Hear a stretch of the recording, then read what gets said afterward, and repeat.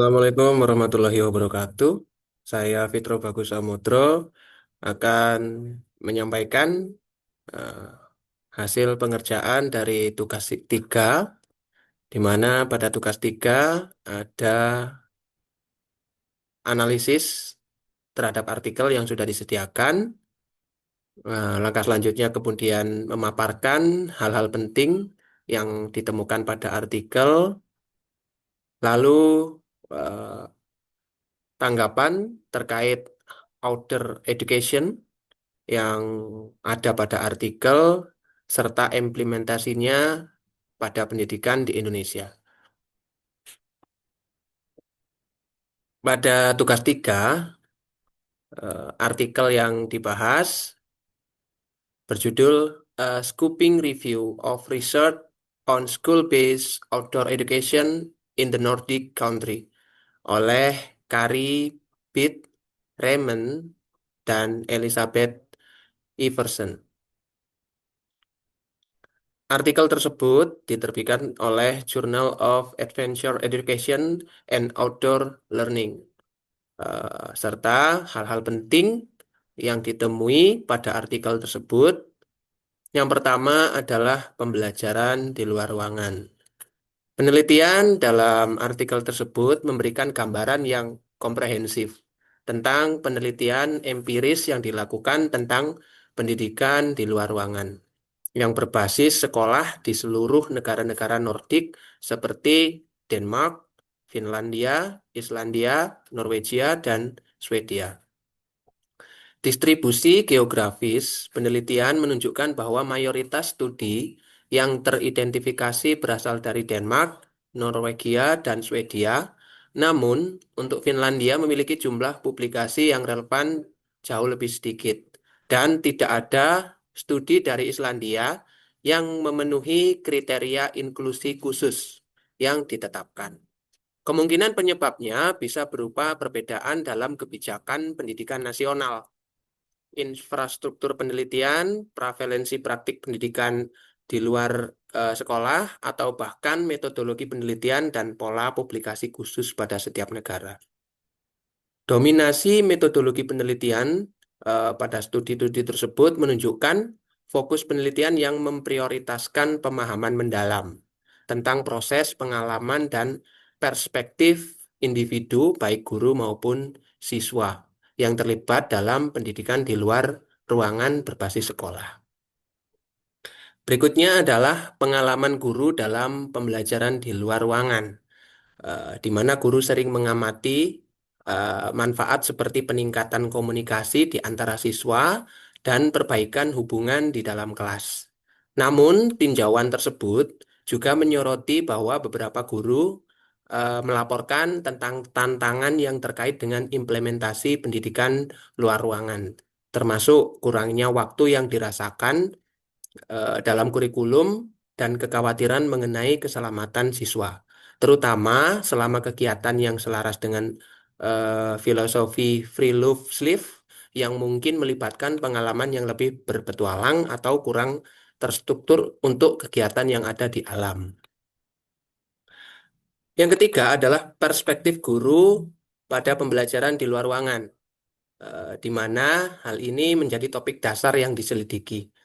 Dalam hal ini menunjukkan minat yang sangat signifikan dalam memahami pengalaman, keyakinan, dan tangan-tangan guru terkait implementasi pembelajaran di luar ruangan. Perspektif guru menjadi fokus utama yang diikuti oleh sifat pendidikan luar ruangan itu sendiri. Misalnya, pendekatan pedagogis, kegiatan, dan konteks. Dampak pendidikan luar ruangan terhadap kesejahteraan termasuk aspek sosial, emosional, dan fisik, serta pengaruhnya terhadap hasil pembelajaran kognitif. Meskipun demikian, studi yang menyelidiki proses pengajaran dan pembelajaran spesifik yang terjadi dalam pengaturan luar ruangan.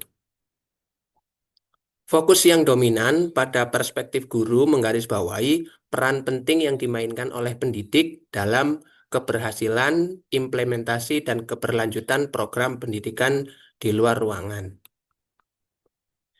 Yang keempat, tentang UD School dan Free Love Sleep. School sering diterjemahkan sebagai sekolah luar ruangan atau kelas luar ruang reguler. Friluftsliv, yakni istilah Norwegia yang mencakup filosofi menghubungkan diri dengan alam, seringkali menekankan kesederhanaan, kemandirian, dan kesejahteraan spiritual melalui pengalaman di luar ruangan. Konsep ini juga juga lazim di Swedia. Fokus pada Udeskol dan Friluftsliv dalam penelitian Nordik menggarisbawahi tentang nilai-nilai budaya dan pedagogis yang tertanam kuat dalam memprioritaskan keterlibatan sehingga teratur dan bermakna dengan alam sebagai bagian integral yang tidak terpisahkan dari pendidikan dan kehidupan bernegara.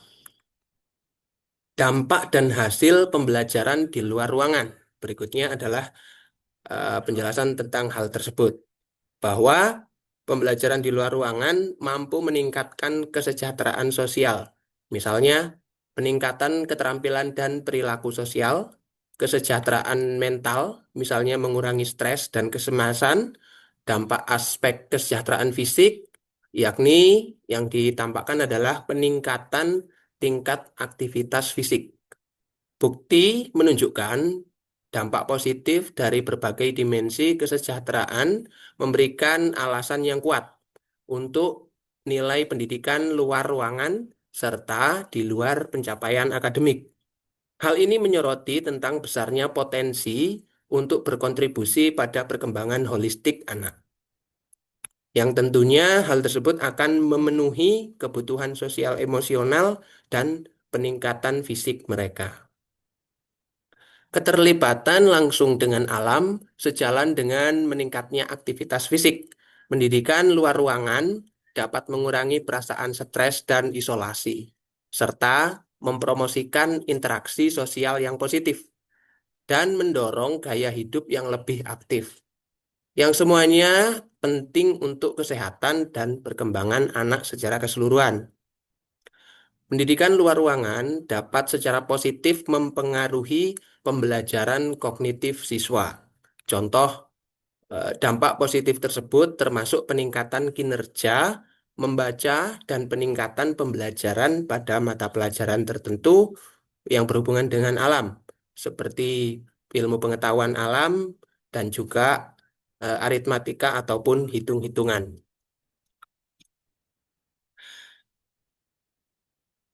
Dalam studi tersebut melaporkan hasil yang beragam mengenai hasil pembelajaran kognitif, menekankan pentingnya desain tugas yang cermat dan hubungan yang efektif antara kegiatan pembelajaran yang dilakukan di luar ruangan dan konten kurikulum yang diajarkan di dalam kelas. Temuan yang mengindikasikan dampak kognitif positif menantang gagasan tradisional bahwa pembelajaran akademik hanya terbatas pada pengaturan kelas di dalam ruangan. Namun, variabilitas dalam hasil penelitian menggarisbawahi perlunya perencanaan yang matang, sehingga strategi pedagogis dapat menghubungkan pengalaman luar ruangan dengan tujuan pembelajaran tertentu.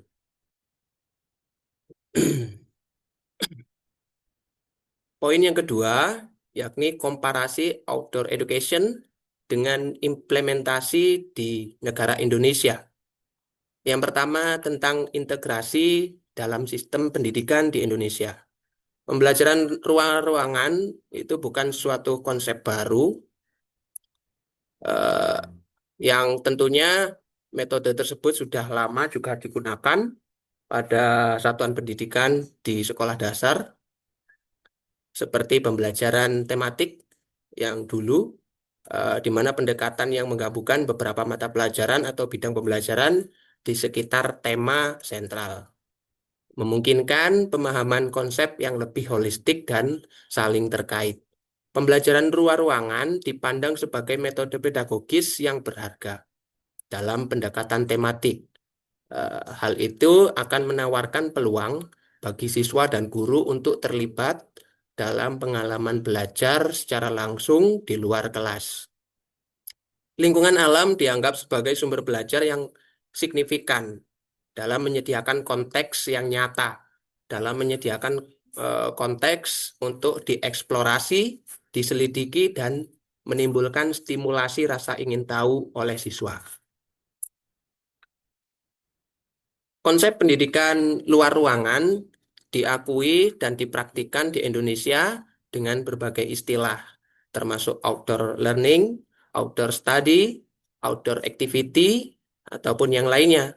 Pembelajaran lapangan dan pembelajaran luar kelas, banyaknya istilah tersebut menunjukkan pemahaman umum tentang pendekatan tersebut dan berpotensi pada metode-metode pengajaran yang digunakan.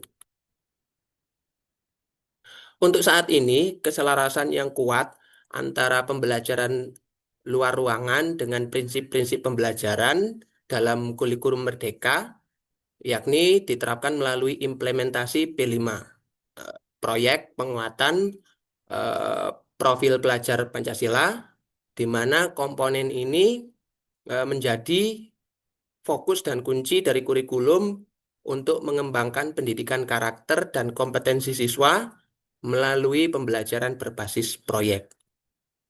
Kurikulum Merdeka dirancang untuk memberikan otonomi dan fleksibilitas yang lebih besar kepada pendidik dan siswa pada proses pembelajaran, mendorong pendekatan yang lebih berpusat pada siswa dan berbasis pengalaman. Lalu untuk kegiatan nyata dan contoh program pembelajaran di luar ruangan eh, dapat diterapkan melalui proyek P5 berkebun sayuran organik.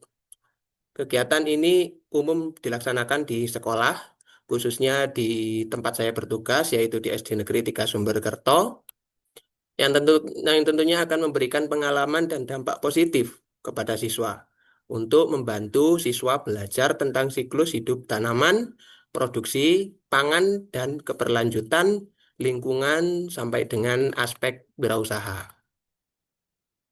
Yang kedua adalah program peduli lingkungan. Kegiatan ini dapat berupa penanaman pohon, kegiatan membersihkan taman dan lingkungan sekolah, dan belajar tentang ekosistem keanekaragaman hayati.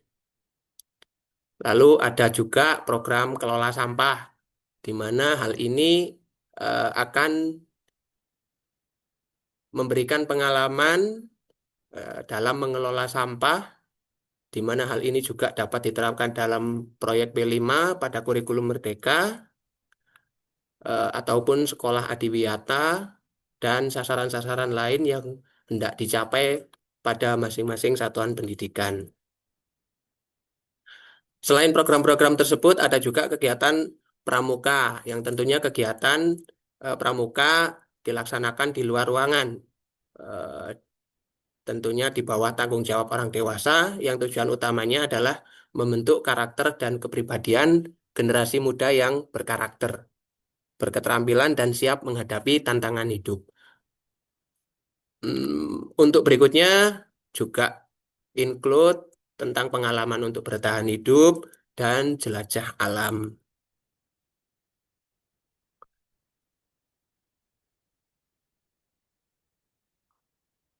Selain dari penjelasan di atas, praktik mata pelajaran pendidikan jasmani dan kesehatan olahraga juga sering dilakukan di luar ruangan, yang tentunya hal ini akan berhubungan dengan peningkatan aktivitas fisik anak yang lebih dinamis dan menantang.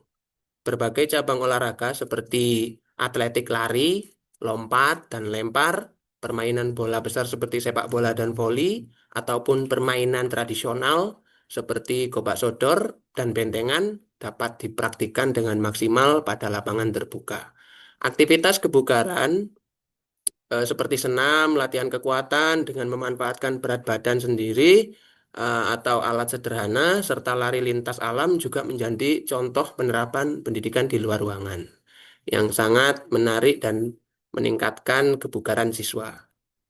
Demikian eh, presentasi yang dapat saya sampaikan pada tugas 3. Saya akhiri. Wassalamualaikum warahmatullahi wabarakatuh.